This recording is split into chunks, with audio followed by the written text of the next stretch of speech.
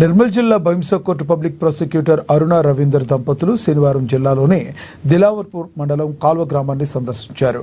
గ్రామంలోని సుప్రసిద్ధ లక్ష్మీ నరసింహస్వామి ఆలయాన్ని దర్శించుకుని ఆలయంలో ప్రత్యేక పూజలు చేశారు.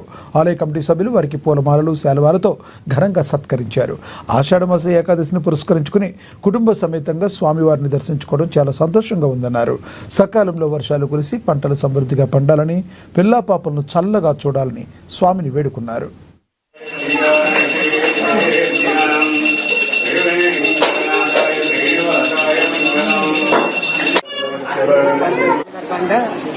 శ్రీ లక్ష్మీ నరసింహస్వామి టెంపుల్ దర్శనం చేసుకోవడం మాకు మంచి అనిపిస్తుంది. ఇక్కడ చాలా రోజుల నుంచి ప్రశస్తమైంది.